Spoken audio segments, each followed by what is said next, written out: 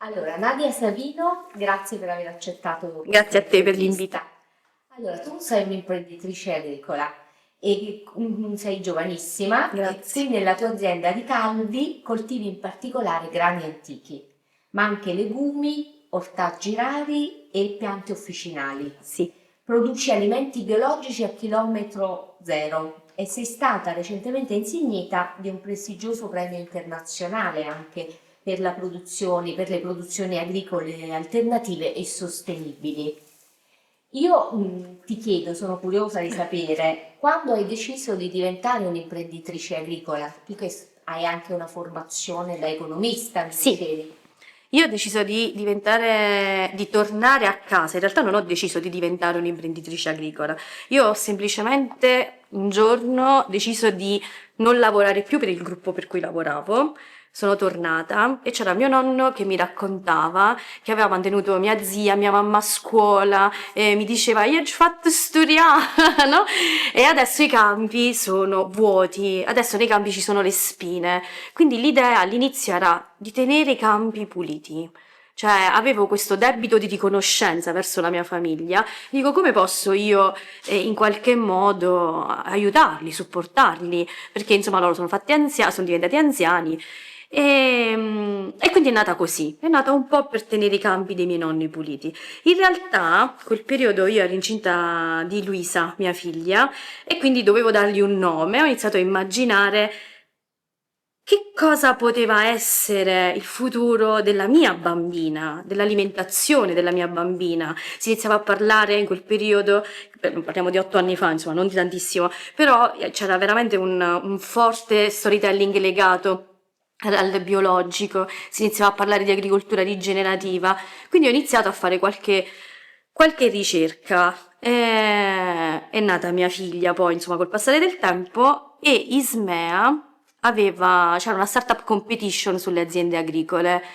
Partecipo con lei al seno, tant'è che Alex Giordano, che adesso è diventato un amico, è stato il mio docente, mi prendeva in giro perché arrivavo in ritardo e dico scusa, io ho dovuto allattare. E quindi questa cosa a lui gli è piaciuta, gli è rimasta nella storia.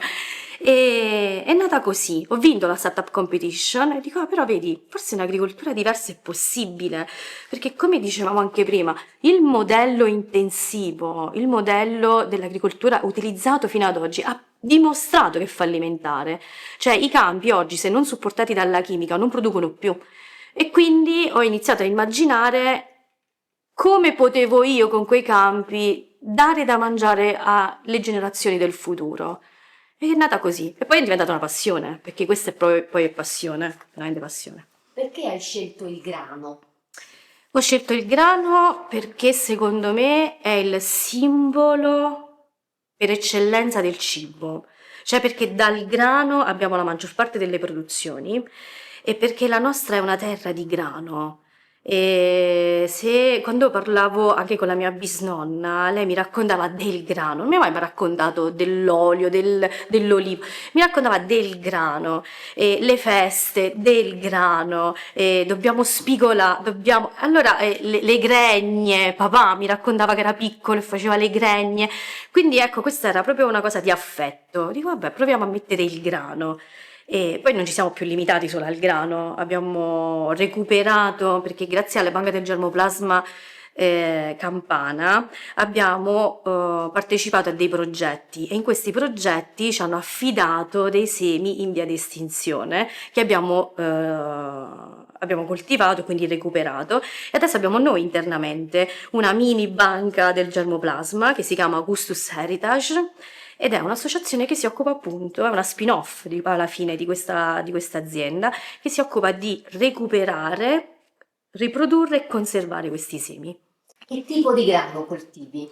Allora, noi coltiviamo un grano di inizio secolo, che è il senatore Cappelli, e poi Saragolla, il Khorasan, famoso Kamut che non esiste, quindi Khorasan, i duri.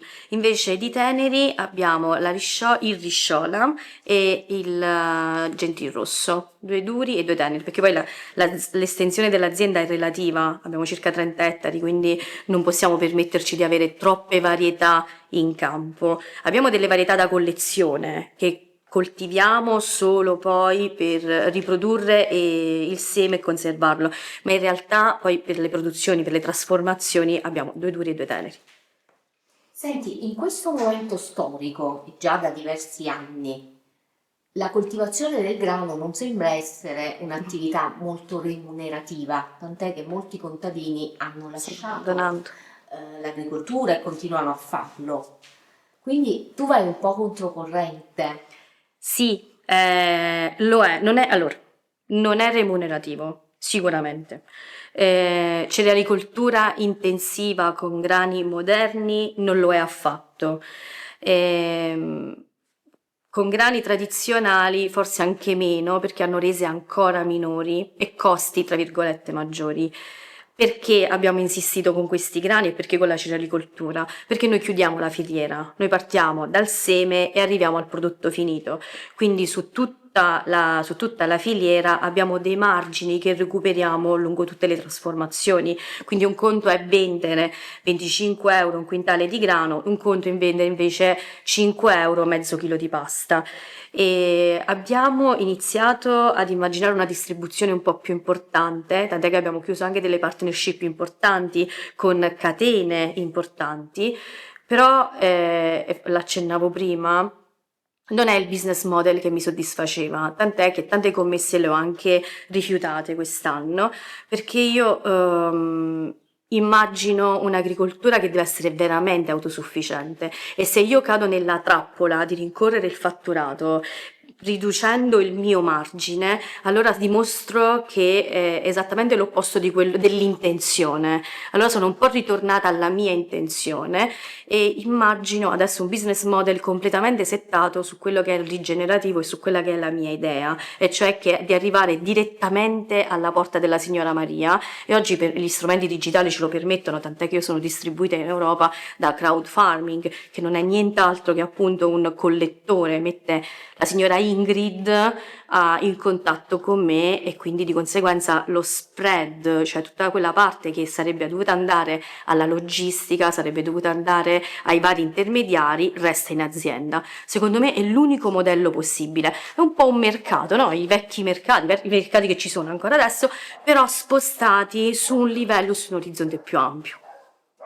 Invece per quanto riguarda la filiera di lavorazione, dalla semina alla molitura, tutto è tracciato in blockchain. Tutto è tracciato, sì, noi tracciamo i dati in campo, abbiamo stazioni meteorologiche collegate in IoT, parlano tra di loro, perché siamo tra le province di Avellino e Benevento, quindi con due altitudini diverse e due pedoclimi diversi, quindi tutte le informazioni aggiornano il quaderno di campagna che è totalmente dematerializzato, è tutto online. Poi andiamo a estrapolare alcune informazioni che sono di vitale importanza, secondo noi. Dove è stato coltivato questo grano? Quando è stato raccolto, quando è stato trasformato, perché può capitare che ci sono dei grani che vengono trasformati dopo 3-4 anni. Invece io assicuro a Ingrid, a Maria, insomma alle mie clienti, che quel grano è l'otto di quest'anno, è stato trasformato quest'anno. Ed è tutto tracciato in blockchain. Pensa, oggi si parla tanto di blockchain è legato all'agri-food, noi tracciamo dal 2019, quindi diciamo che per noi è una tecnologia settata, ormai è rutinaria all'interno dell'azienda ed è l'unico modo per garantire la veridicità di quello che stiamo dicendo. So che poi chi parla in blockchainese sa che la veridicità non può essere, però ci sono delle falle sistemiche, tra virgolette, perché io non posso dimostrare che sto dicendo esattamente la verità, però sto dicendo, ti sto comunicando un'informazione che non può essere modificata e quindi a quel punto puoi contestarmi o se la modifico puoi dire ma perché l'hai modificata se qui avevi detto quella volta questa cosa, e secondo me è importante dire al consumatore vieni nei miei campi, sono geolocalizzati, se io ti dico che siamo in rotazione e magari ci trovi il grano per la terza volta consecutiva, mi puoi contestare perché sai dov'è. I miei campi sono tutti geolocalizzati, chiunque va sul nostro sito e può andare in campo. Quindi da una parte c'è questa smaterializzazione del lavoro e Sì. dall'altra però c'è un rapporto molto fisico con la terra, con le tradizioni, perché per esempio la molitura si fa ancora a pietra. Sì, sì, ma da noi c'è, nella mia azienda c'è questa dicotomia che è molto forte. Da un lato la blockchain, il metaverso, stiamo lavorando sui crediti di carbonio, siamo veramente, spero, sul pezzo, nel senso molto tecnologici. Dall'altro i grani tradizionali, la molitura a pietra, perché noi cerchiamo di restituire quel sapore, quell'odore. Non solo un prodotto più salutare, un prodotto di qualità, ma cerchiamo di restituire il ricordo, perché chi mangia la nostra pasta, chi mangia i nostri prodotti, ricorda la nonna, ricorda il piatto della domenica. Questa è una cosa che si sta perdendo, perché oggi i prodotti super processati non hanno più il sapore, cioè se non li condisci con un determinato condimento strong, forte, non hanno più quel sapore. Invece la mia pasta, alcuni dice che puzza, tra tante virgolette, puzza perché là c'è il germe di grano, c'è la crusca. Se nel campo c'è stata un'infestazione di camomilla, purtroppo te la ritroverai nella pasta, quella benedettissima camomilla. E allora ecco che c'è tutto un mondo di odori, di sapori che viene riscoperto, e io è questo che voglio portare. Quindi è importante preservare la biodiversità. È fondamentale, sì sì, è fondamentale preservare la biodiversità se consideri che nel mondo ormai sono pochissime le specie vegetali e animali che vengono coltivate o allevate, perché ci siamo industrializzati, o meglio, ci siamo già industrializzati. Abbiamo preso il vitello che che performava meglio, e tutte le stalle magari per quel pezzo di carne allevano quei vitelli. Abbiamo preso il grano, ad esempio c'è un grano moderno che si chiama Aureo, ha un punto di colore che è valido per un determinato tipo di pasta, tipo tutte le trafilature gragnanesi, ora non me ne vogliano a Gragnano, hanno un bel punto di colore giallo oro. Quelli sono fatti con l'aureo perché avevano bisogno, e quindi questo grano però è un grano super moderno, molto basso, che ha bisogno di tanta chimica per essere coltivato, e non è il colore del grano, cioè è un colore che l'uomo ha fatto in modo che il grano avesse. Quindi io faccio un'operazione inversa, cerco di dire il grano ad origine, i farri ad origine avevano questo colore, quindi cerchiamo di cambiare lo storytelling, cambiare. I bambini non sanno più distinguere i sapori. Tantissime persone dicono mio figlio a mensa non mangia. Normale che a mensa non mangia, perché a mensa ci sono dei menù ministeriali dove prevedono il minestrone a pezzi. Noi invece lo frulliamo e poi pretendiamo che a scuola mangino, ma se li abbiamo abituati, li abbiamo messo i paraocchi, che cosa possiamo fare? Senti, come donna, tu sei riuscita facilmente ad affermarti in questo settore? Hai avuto dei modelli femminili di riferimento? Allora, la mia esperienza come donna non è stata facile. Il mio modello di riferimento è mia mamma, che è imprenditrice, lei ha due pastifici, quindi lei è riuscita a, tra virgolette, ad imporsi.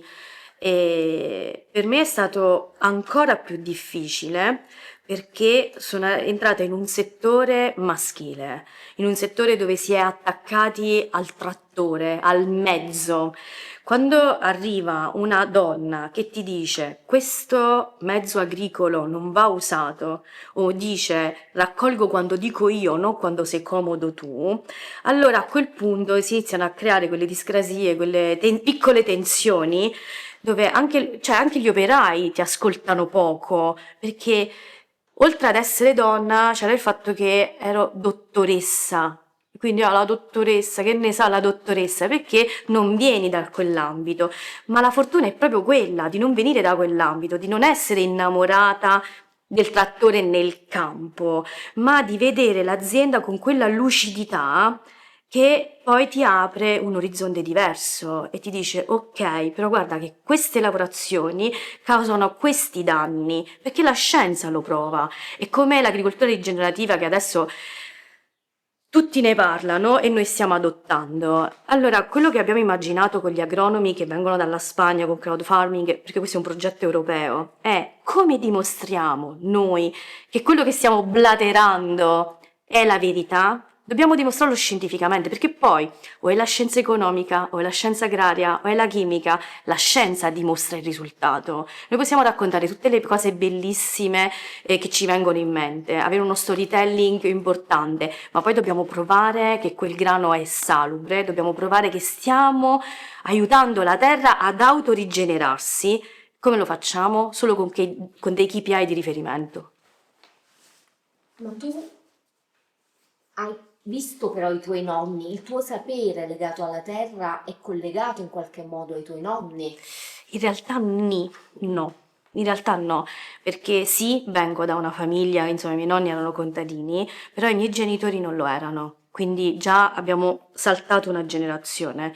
E io ho fatto le ragionerie alle superiori e già in terzo superiore facevo l'apprendista ragioniera, quindi in realtà non ho mai avuto nessun legame diretto con la terra. Sono questi 8 anni di studio, perché poi dobbiamo dirle la verità, cioè nel senso che le cose non arrivano da sole, te le devi un po' cercare, quindi conferenze, studi, rapporti con l'università, è così che poi nasce quel pochissimo di conoscenza che ho, perché per carità, insomma, non è la mia materia, e poi tanta passione, perché poi è la passione che ti spinge. La parola contadino però ti piace? Sì, sì, mi piace tanto. Io quando mi presento, anche a livello internazionale, la prima cosa che dico, I'm a farmer, cioè sono una contadina, proprio per l'idea del radicamento al casa, al territorio, alle persone, al posto dove vivo. Cioè a me piace proprio vivere qua e mi piace dopo che ho scoperto che non mi piaceva poco vivere in metropoli, vivere nelle grandi città. È una riscoperta, ecco, perché io ho una storia comunissima a tutti i ragazzi della mia età. 18enne, no, devo andare via da casa. Quindi, qual è l'università più lontana che i miei genitori sono disposti a pagarmi? Roma, ok. E quindi vado alla LUIS, più per andare a Roma in realtà che per poi andare alla LUIS, cioè, quindi questa cosa, perché la Bocconi era a Milano, era troppo lontano, quindi LUIS, e vado in America per un double degree e quindi per allontanarti.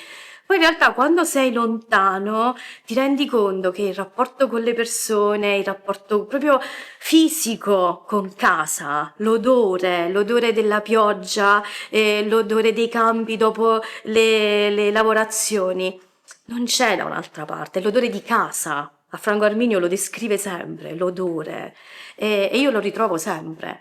Spero che non ci siano assistenti sociali che ascoltino. L'altro giorno ho dimenticato mia figlia a scuola, proprio scordata, però le mamme mi hanno subito chiamata, ma tu arrivi? Perché sanno che ho qualche difetto. La maestra ha detto non c'è problema, vieni a casa con me. Perché c'è quel rapporto, c'è quella sintonia sociale, cosa che invece fuori non c'è. Non c'è più, si è persa. Senti, a proposito di ricordo, di memoria, ti chiedo un piatto che secondo te fa parte della tua storia, della tua memoria proprio più intima e che è legato in qualche modo anche all'idea di dieta mediterranea.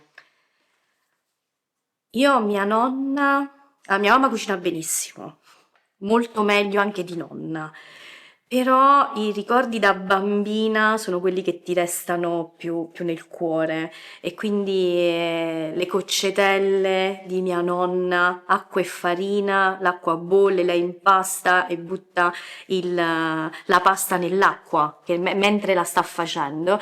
Con il sugo semplice, la ricotta salata, sono quei sapori talmente tanto semplici, forse un po' scontati, che però ti restano veramente nella memoria. C'è quel profumo, e nonna c'è ancora, grazie a Dio, però neanche lei li sa fare più come li faceva prima. Quindi è proprio è il ricordo di bambina, di quella serenità.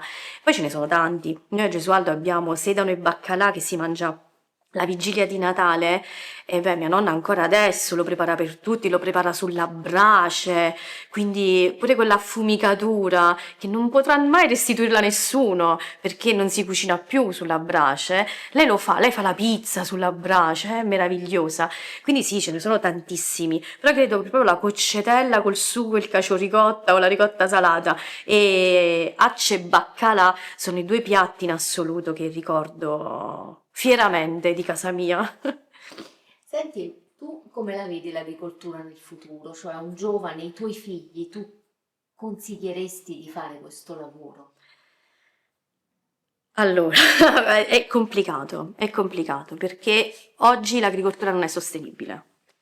Non ci sono, secondo me, modelli che hanno certificato la sostenibilità. E quando parlo di sostenibilità è sulle tre declinazioni: la sostenibilità sociale, la sostenibilità ambientale e la sostenibilità economica. Noi dobbiamo dimostrare alle future generazioni che possono ambire ad avere la loro indipendenza economica facendo questo mestiere.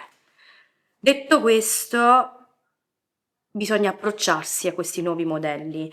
Ora l'agricoltura però ci permette che cosa? Ci permette di avere tantissime opportunità, perché l'agricoltura non è solo coltivare, l'agricoltura è fare esperienza, l'agricoltura è fattoria didattica, l'agricoltura è turismo. Allora, se si riuscisse a creare un modello per il quale l'agricoltura diventa un prisma dove inizia la coltivazione, ma poi ci sono tantissimi fasci di luce colorati che ti permettono di creare reddito, allora a quel punto sì.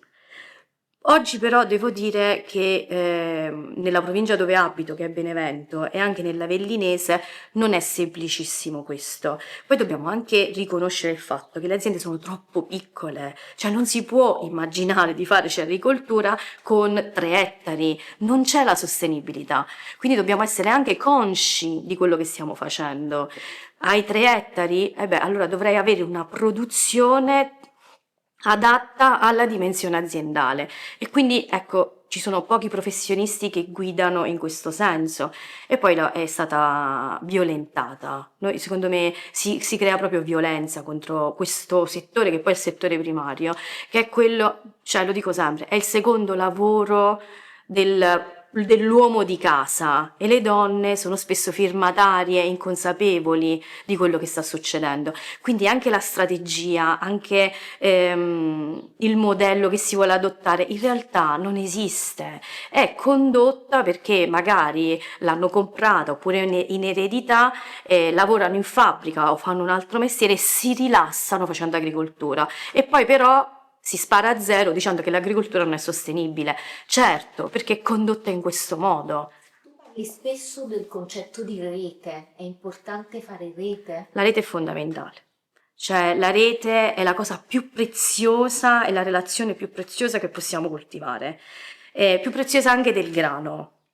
Sembra forse grande questa cosa, perché è solo creando partnership importanti, è solo creando relazione con i colleghi, ecco, contadini, ma non solo. Cioè l'agricoltura oggi non è fatta solo da chi va in campo, anzi paradossalmente è fatta di più da chi non va in campo. C'è bisogno di qualcuno che certifichi i prodotti, c'è bisogno di un professionista che controlli la qualità e la qualità non è la qualità.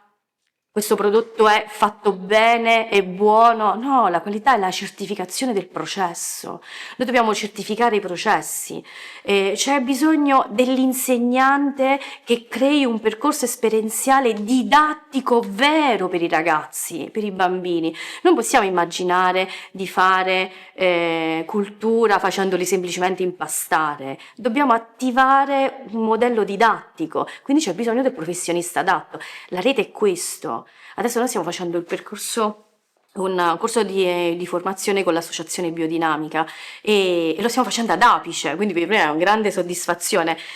E io non sono in biodinamico, però ecco la rete, dobbiamo conoscere chi fa qualcos'altro e interagire, perché magari ci sarà un progetto, perché magari potremo andare insieme in una fiera, potremmo risparmiare comprando letame, non lo so, però si crea e quindi io lo so, è un mantra, rete, rete, rete, rete, conoscenze, relazioni, secondo me è fondamentale, più di coltivare il grano. Grazie Nadia. A te. Un'ultimissima Sì, cosa che voglio approfondire è sull'archivio delle sementi, di sì, la biblioteca di cui mi parlavi prima. certo. Allora, ripeto, noi abbiamo partecipato a due progetti importanti della regione Campania, uno sulle arboree e quindi abbiamo una collezione in campo di alberi da frutto estinti o in via di estinzione e l'altro sugli ortaggi estinti o in via di estinzione. Poi mi sono chiesta, ma io non faccio frutta e non faccio ortaggi, quindi per me diventava complicato gestire il fresco, si dice in gergo. E allora ho immaginato una linea di polveri di ortaggi estinti o in via di estinzione. Questa linea di polveri però poi non bastava il prodotto solo quando veniva affidato dalla regione. Quindi abbiamo creato questa piccola banca del germoplasma interna che produce, recupera i semi, quindi anche dalle altre banche del germoplasma, ma anche la signora Maria che ha un po' di fagioli, dice questi sono i fagioli del mio bisnonno, li recuperiamo, li moltiplichiamo e di tutti questi ortaggi alcuni vengono selezionati per fare polveri d'ortaggio e quindi con queste polveri finanziamo tutta la parte invece che c'è dietro, che è quella della ricerca, della catalogazione, della conservazione, perché poi ci sono delle celle che devono essere sempre accese, ci sono i congelatori, perché poi c'è un processo e questo processo deve essere eseguito.